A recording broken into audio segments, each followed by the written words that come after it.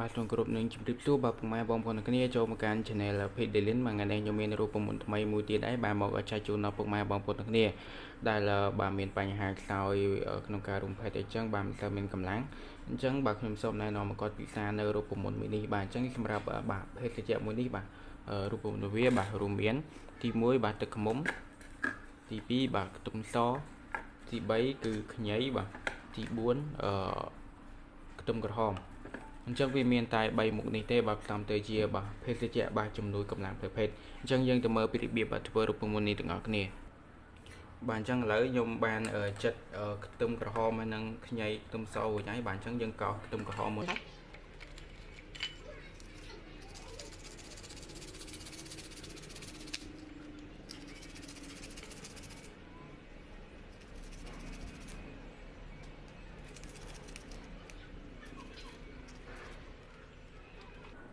ទអញ្ចឹងយើងកោសខ្ញីជាបន្តទៀតមក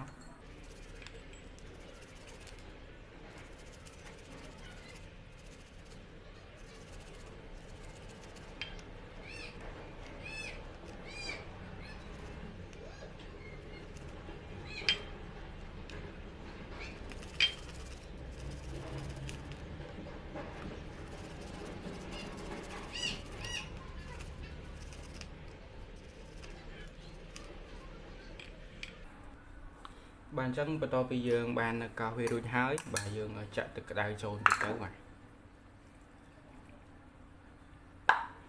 ចាក់ប្រហែលជាកន្លះកែវឬក៏មួយកែវអីមកបាទហើយយើងកូរបន្តិចទៅ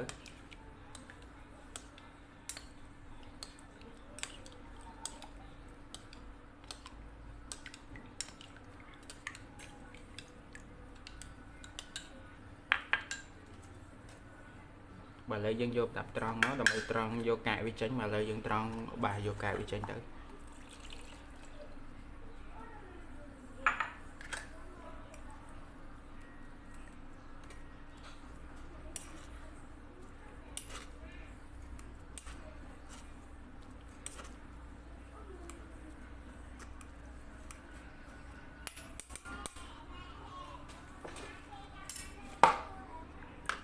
បាទហើយនឹងជាចុងក្រោយគឺយើងត្រូវដាក់ទឹកឃ្មុំ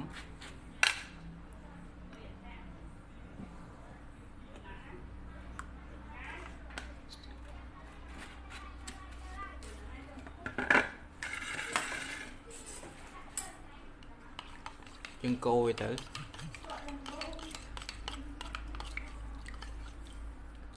អញ្ចឹងគឺយើងអាចឲ្យពិសាបានហើយពុកម៉ែបងប្អូនគ្នាបាទយើងពិសាមុនពេលចូលគេងមួយរយៈពេល10នាទីទៅ15នាទីបាទ